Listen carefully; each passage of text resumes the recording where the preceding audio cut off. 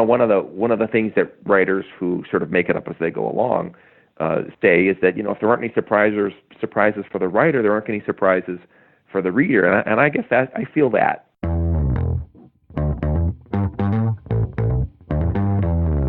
You're listening to the Author Stories Podcast, bringing you the story behind the stories and the storytellers. Margaret White, Terry Brooks, Sheena Kamal, Matthew Quick, J.T. Ellison, Walt D. Williams, Brad Ford, Corey Doctorow, Brandon Sanderson, Robin Mott, Ernest Klein, Jim Butcher, Sherwin Harris. Visit hankgarner.com for archives of all the shows. Today's guest is Nick Petrie.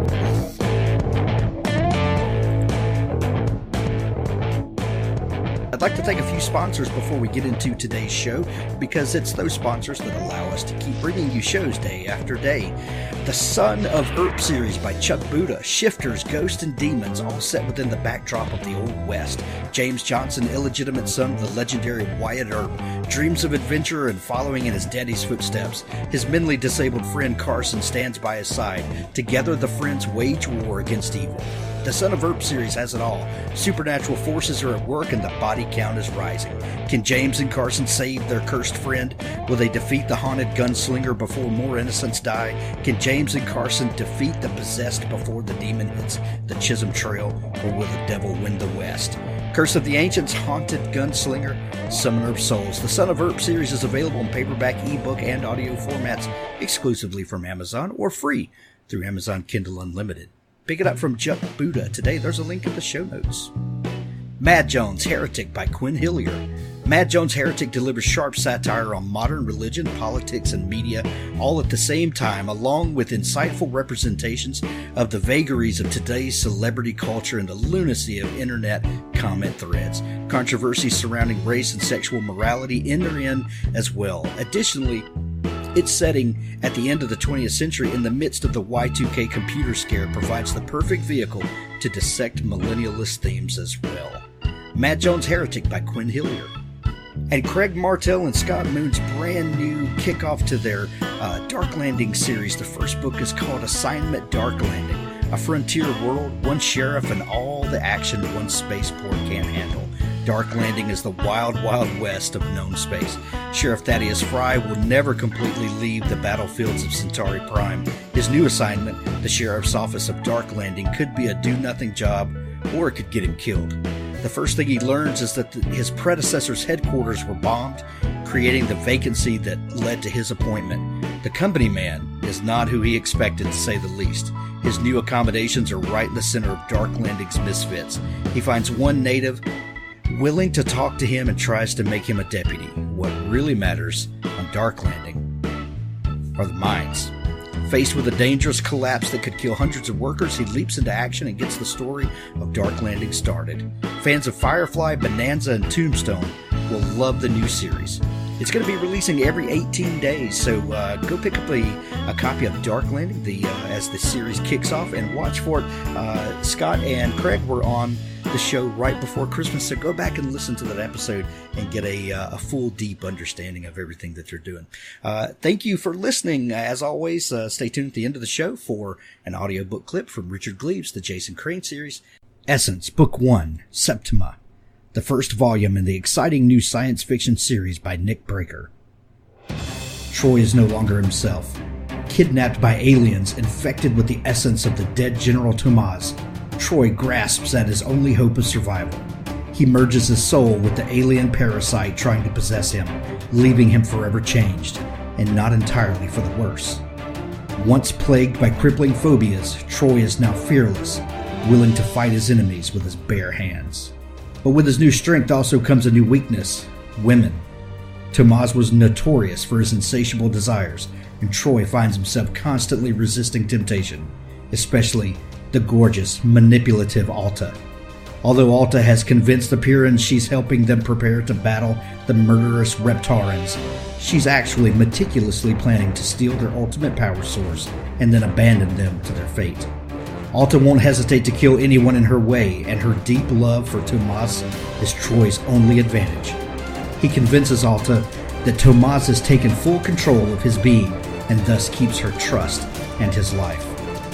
While Alta schemes, Troy covertly struggles to save the Purans and prevent the Reptarans from invading Earth. But first he must wrest back control of his own soul. Essence, Book 1, Septima, the first volume in the exciting new science fiction series by Nick Breaker. Find it on Amazon today. There's a link in the show notes. Well, thanks for joining me again for the Author Stories podcast, where I bring you the story behind the stories and the storytellers. I'm really excited to have Nick Petrie with me today. Nick has a brand new book called Light It Up, a Peter Ash novel that is dropping here probably about the time that you hear this. Welcome to the show, Nick. No, thanks so much for having me, Hank. I really appreciate it. Yeah, I'm really excited to have you. I've been reading the book. It's amazing. It feels like a very familiar story, and at the same time, completely threw me off at every turn. So it's really awesome, and I'm excited to talk about it. But before we do, I begin each show with the same question, and that question is, what is your first memory of wanting to be a writer or a storyteller? Boy, my first memory of wanting to be a writer or a storyteller. I think it goes so far back, I don't know that I actually have a memory. I've been a big reader for forever. The first time I actually thought I might be able to do it, I was writing for my high school newspaper, and I am not. I'm better at fiction, and of course, newspaper writing is really about reporting and less about writing so much. So I got to a point where they said, "Well, you're obviously not a news reporter. You're a feature writer." And then I hit a point where I was actually the editor of that newspaper, and I got to assign myself stories. So I wrote my senior year an 8-part kind of a soap opera, a serial, with sort of classic high school characters, people that you would recognize in the hall, and people would come up to me the day the newspaper came out and say, "Hey, I really liked your thing this time," and that was that first moment when it was like, wow, this is cool. Like, I really like that feeling. So maybe that's the first sort of semi-grown-up moment where I thought, I wonder if I could do this. Was that series kind of like an Archie Comics kind of thing where you've got a cast of characters in everyday life and they find themselves in, precarious positions? Oh yeah, and just very comic, very broad high school comedy. Right. So what did you pursue in college? You're working the newspaper. They say you're not cut out to be a reporter, but you get this kind of bitten by the bug of writing fiction. Did you pursue that in college? I did. I have a double major from the University of Michigan. In one is creative writing, and the other is what's called American culture, or some universities call it American studies. So it's really ethnology. I was reading Annie Dillard, The Pilgrim from Tinker Creek. Some of those sort of deep cultural dives. John McPhee, and I thought, well, maybe I'll be a professor, because I really enjoyed sort of that. What we think of now as kind of narrative nonfiction, and that was a place that I could sort of imagine myself. But the deeper I got into it, then you start going into here's a feminist reading of this particular topic, and then here's a Marxist reading of a feminist reading of this particular topic, and so it just got farther and farther away from what I really liked, which is learning about the world and telling stories about that. And I did end up going back. I do have a master's in fine arts from the University of Washington, and I don't know that I learned a lot about writing there, but I did find a community for whom writing was really important, and it, the world isn't terribly interested in whether I managed to write another book or not. I'm not changing the world. I'm not. I write entertainment. But to find a community of people for whom writing a good sentence or telling a story well is important, that was really huge for me. That's really interesting. There are different schools of thought on whether a writer should study writing, or if they should, get out and get world experience and then kind of report on it in a novelist sort of way. And I find it really interesting that you say that you didn't learn so much about writing, but the community was the important thing. Are you still connected with any of those people? I'm connected with those people. Not as much as I'd like to be, I guess. And I don't live in Seattle anymore, so that's made it much harder. But with everybody's kind of spread out. But I have this newer community of crime writers, and crime writers, they write about murder and mayhem and decapitations and all sorts of stuff. But crime writers are the nicest people. It's this incredibly warm and welcoming community. And so it's like finding a family I didn't know I was missing. Crime writers and horror writers are some of the sweetest people I've ever met, and oh, absolutely, it's so funny. I find it interesting that you studied American studies with the types of books that you write. Do you feel like that kind of digging deep into kind of the history of who we are and where we came from, do you feel like that informs your writing, or did it give you maybe a deeper insight into kind of the things that motivate us that we're not really aware of? Well, both of those things. I'm really interested in writing about. I'm not. I don't want to write a polemic. I don't want to write a tract. I want to write a fun, fast-paced story, but they have to be about something. So I started writing about a veteran coming home from war. My main character in the series is a guy named Peter Ash, and he's, like many of the veterans I've spoken with, he's having trouble adjusting to life after his war. And I just sort of felt this world. I'm not a veteran myself. I'm not writing from personal experience, but hearing about those challenges, I found myself so moved by what they were going through, and I just had to dive deeper, and my main character, Peter Ash, is based on those conversations with veterans. So he's this capable, driven guy with a very strong kind of moral sense of right and wrong. But I've also given him the challenge of post-traumatic stress, which he calls the white static. It's an acute claustrophobia, which means he can't really be inside for very long. And I think it's that human combination of traits that really resonates with readers, and every book gives you a chance to dive into some different aspect of your characters and of the world. Right. The main character, Peter Ash, like you mentioned, is a war veteran. But you said you didn't serve yourself. Was that intimidating at the beginning to make sure that you painted the character correctly, got the details right? I know you said you talked with lots of veterans, and that obviously helped. But was there a point where you're like, well, I don't know if I can really do this justice, and if so, what was the tipping point that gave you the confidence to pursue this character? Well, it was, and that was 18 questions. I know. No. It was honestly, it was thinking the book would never be published.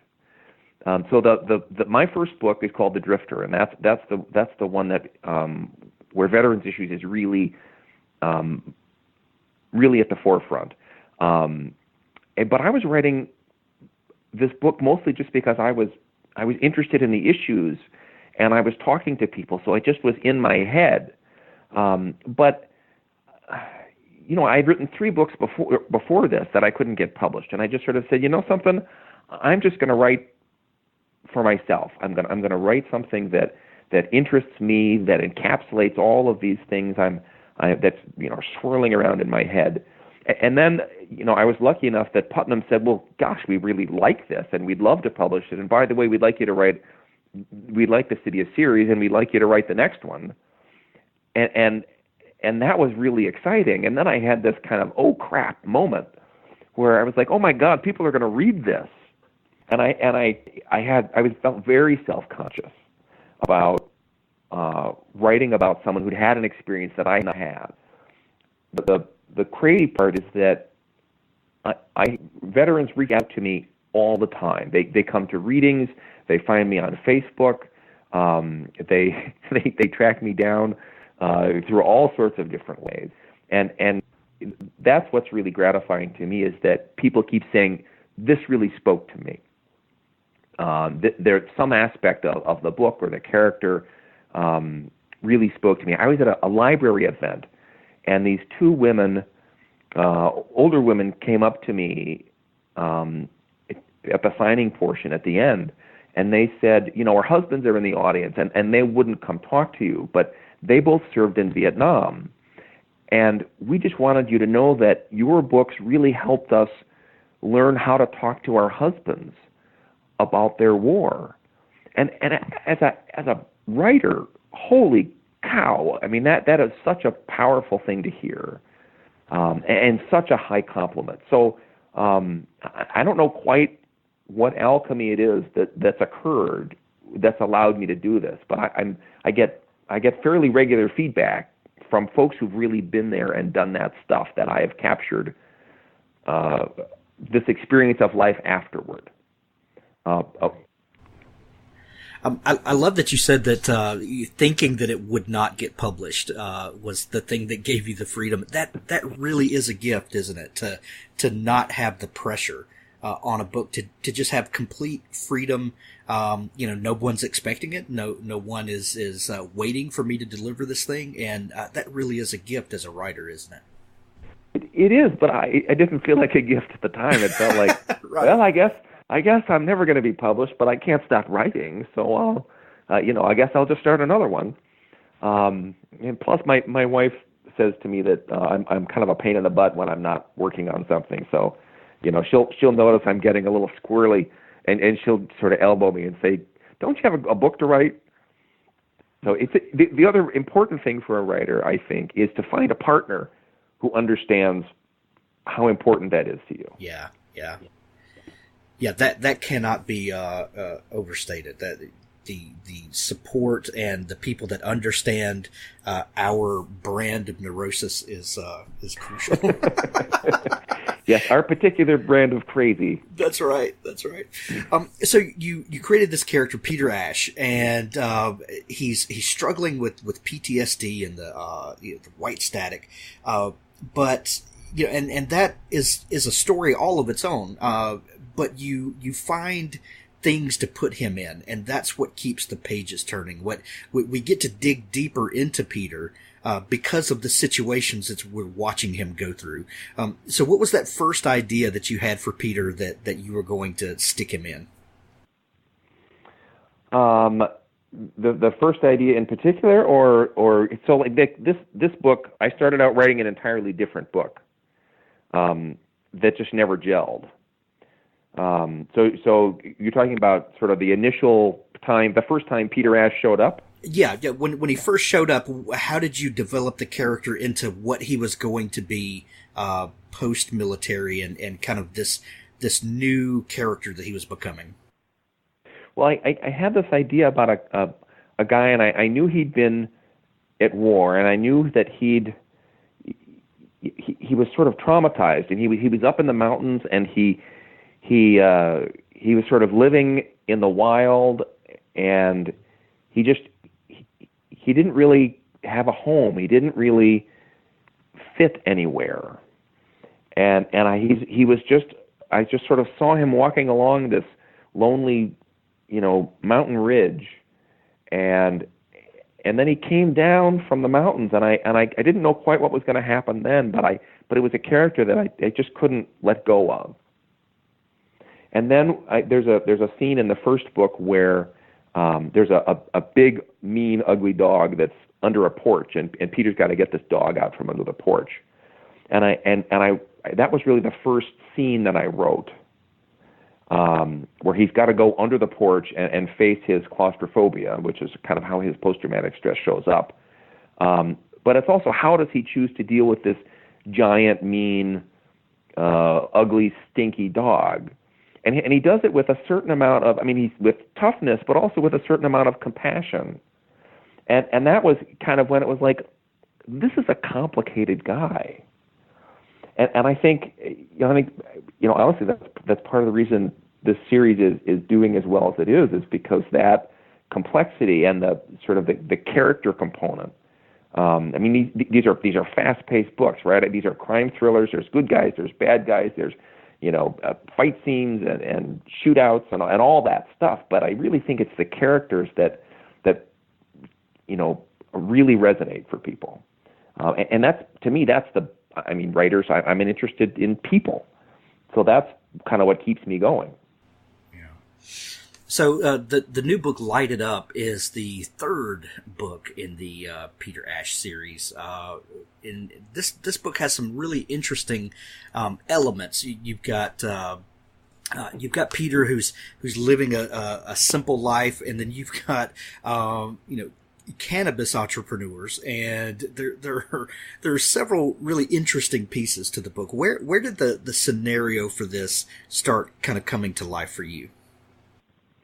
Well, so Colorado was the first state to really go big on legal marijuana, and I've been following it as a news story. I mean, it's a giant social experiment, basically carried out on a grand scale, and as someone who's interested in American culture, to sort of see this happening is to me just fascinating. But then I learned that cannabis entrepreneurs, they basically grow into this product for millions of dollars. This is now a $1 billion industry, legal marijuana. But federal banking regulations essentially require these folks to do business entirely in cash. They can't have a banking relationship with a bank with a federal charter.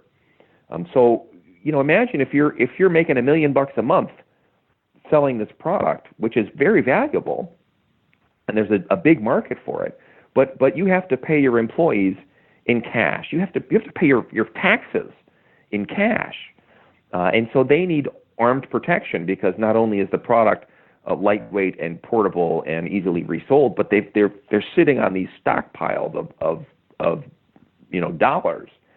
So hey, drugs, money, and guns. What can possibly go wrong here? So that sort of was what got the ball rolling.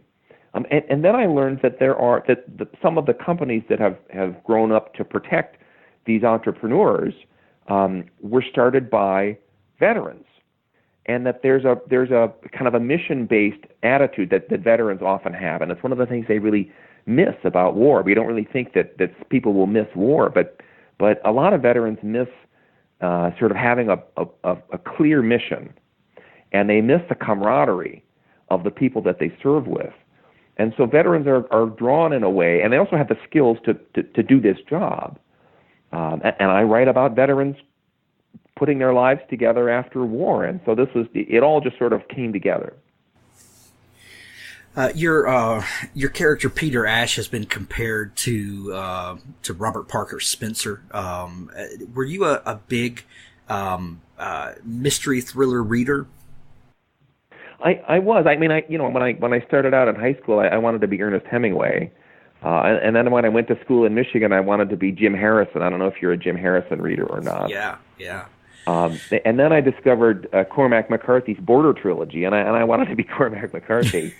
So I started out, being very interested in what are essentially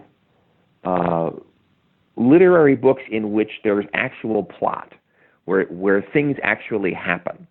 I don't want to write about a domestic drama, because that's what I live in, right? I mean, I'm married, I've got a son. To me that's less interesting. But at the same time, I was reading, Elmore Leonard and Walter Mosley and James Lee Burke. I'm a giant James Lee Burke fan. And absolutely Robert Parker was a big influence on me. And Lee Child, again, obviously is a big influence on me. So I sort of followed these two parallel tracks. And when I really started writing, full-length novels, I want stuff to happen.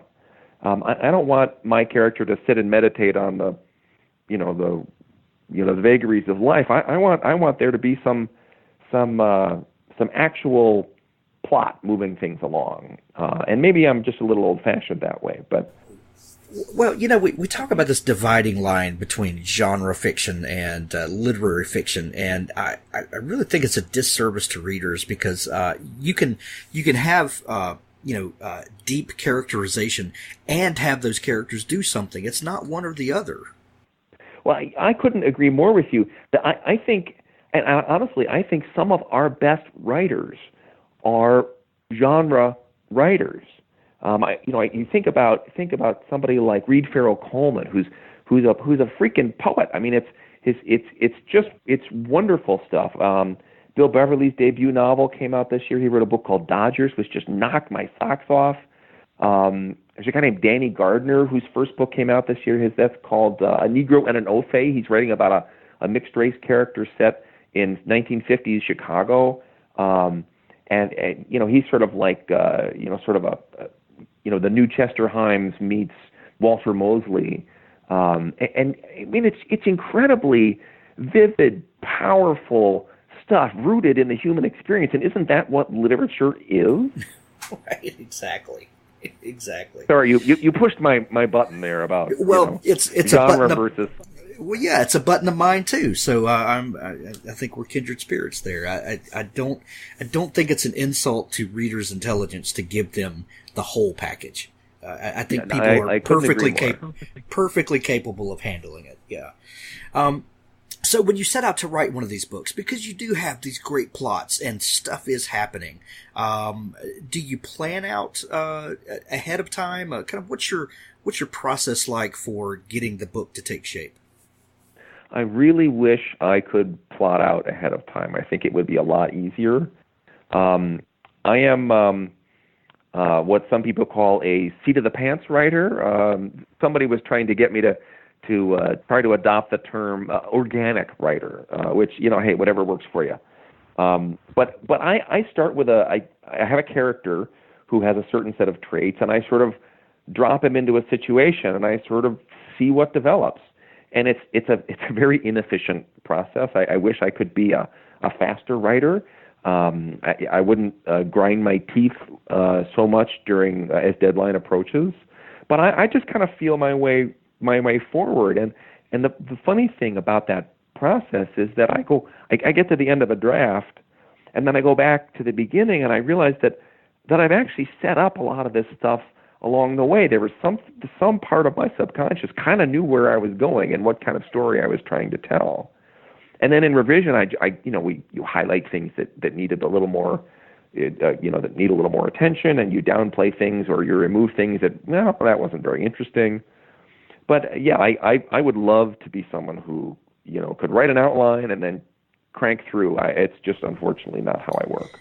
Well, Ray Bradbury talked about sitting down at the typewriter, and he famously had a sign above his typewriter that said "Don't think," and he was very adamant that your subconscious has the story there, and you just need to get out of the way and let it come out. And you're not the first person who said that you get to the end and realize that you set things up not even knowing that you were doing that. I think the storyteller gene kicks on, and you can't help but tell stories. I love that Ray Bradbury quote. I hadn't known that. I've got to write that down. I have one. There's a writer, Michael Palmer, who wrote these medical thrillers. So his son has sort of taken over these books. But Daniel told me that his dad used to have a Post-it note, one on each side of his computer screen, and one said, "This is hard," and the other said, "Be fearless." I love it. I love it.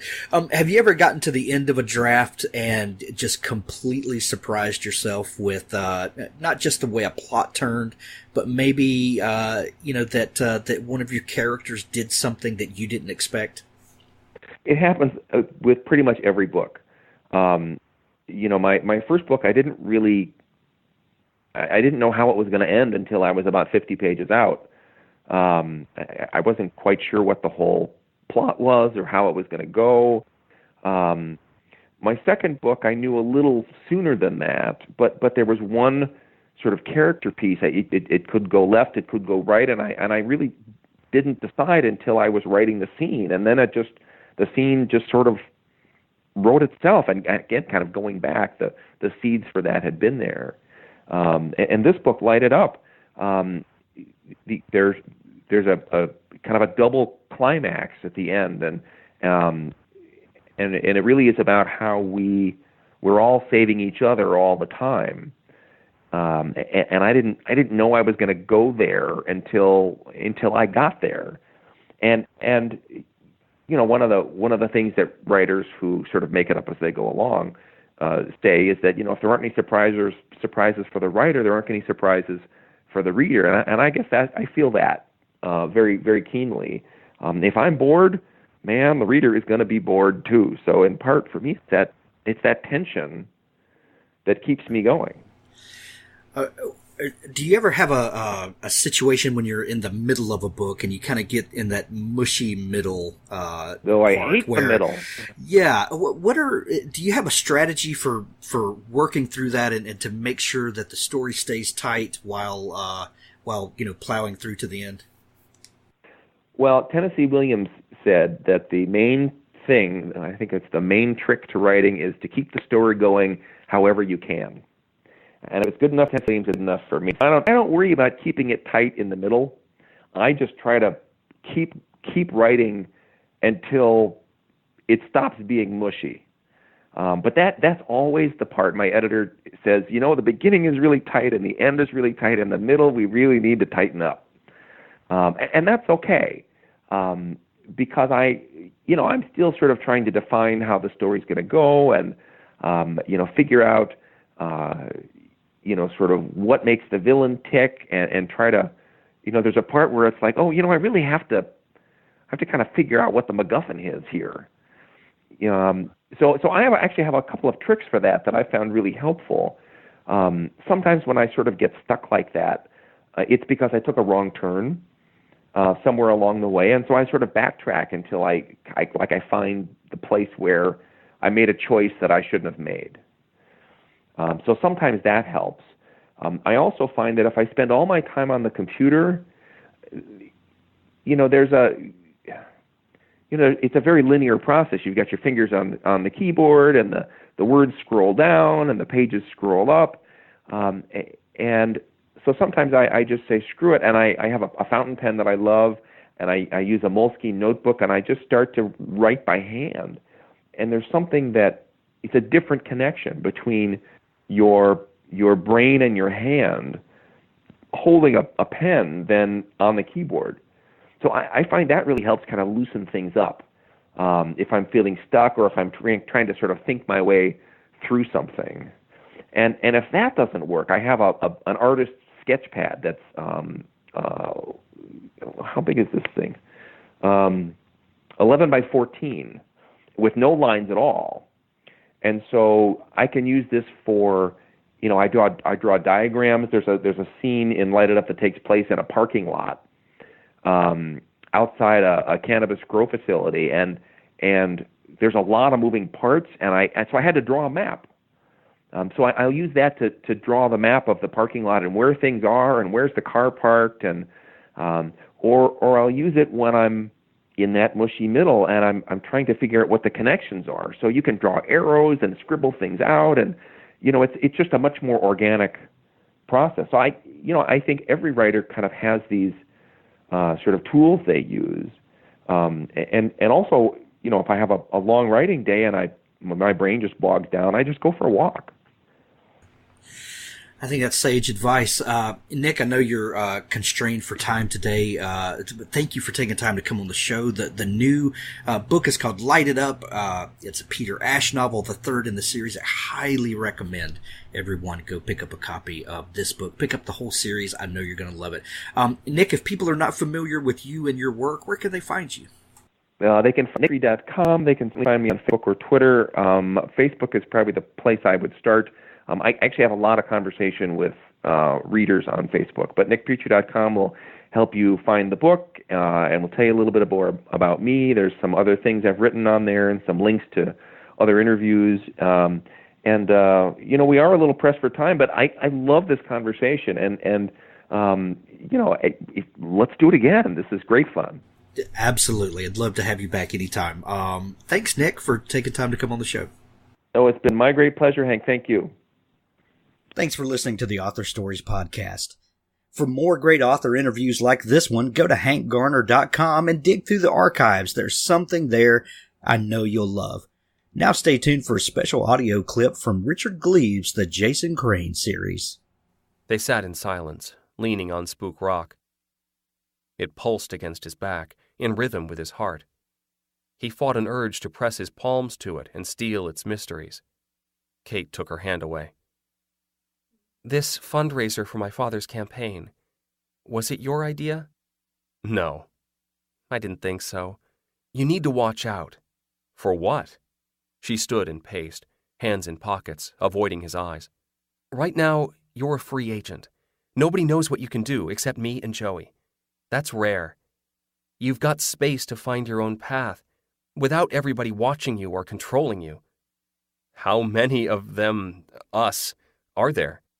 A few handfuls of families. We used to be all over, but we're kind of dying out. The secrecy issue makes it hard for us to find each other, hard to find people to marry and the like. So we congregate in a few obvious places. Salem, Sleepy Hollow. Transylvania? Don't be stupid. There's no monsters, just people. And ghosts. Ghosts are people. They were. She held her arms out. That's all there is. People in the spirit world. And places in between. Magic places, haunted places. Like this. We gravitate to towns where we can stick together. It sounds nice. It can be smothering. We have factions. Not all of us want to get by in peace. Some of us, my father is one, say we need to be more aggressive. Increase our numbers. Take charge of things. Politics, finance. Fix the world. People listen. They think they're special. They don't call themselves the gifted. They call themselves the appointed. As if God singled them out to rule. My dad's a good man. He just thinks he knows what's best for everybody. And you'll be meeting his crowd. At the fundraiser. It will be mixed, mostly normals, but I'll point out the dangerous ones. My father employs a man named Mather. You can't miss him. He has purple eyes. Mather is like this rock. He'll be able to sense you. If you want to stay a free agent, you'll need to avoid him. Or else what? They'll want to recruit me? You're Ichabod's descendant. Ichabod was attacked and survived, a potential founder. They're already watching you. I'm no good to anyone. You don't believe that. Neither do I. She knelt and pushed the hair out of his eyes. What am I going to do with you, Jason Crane? Love me, he thought. He felt himself lean forward. They would kiss, here in this sacred place, beneath the stars. Stars? Stars? What time is it? Jason jumped to his feet. We need to go. Why? A firefly swept the air, flared yellow-green, and died. What's wrong? She followed his gaze and gasped. Fireflies swam in every dark crevasse. Faces coalesced where the lights hovered. Faces of crones and young boys and stern men. Emaciated, hale, wounded, vacant, menacing, piteous. Bodies took form. Military uniforms, bonnets, black lace, crepe, shrouds, winding sheets. Sleepy Hollow Cemetery had disgorged its dead, and that grand army of spirits now made camp at Spook Rock to await orders from their leader. A laugh chopped the wood of the forest. Jason had heard that laugh before. He squeezed Kate's hand. Run,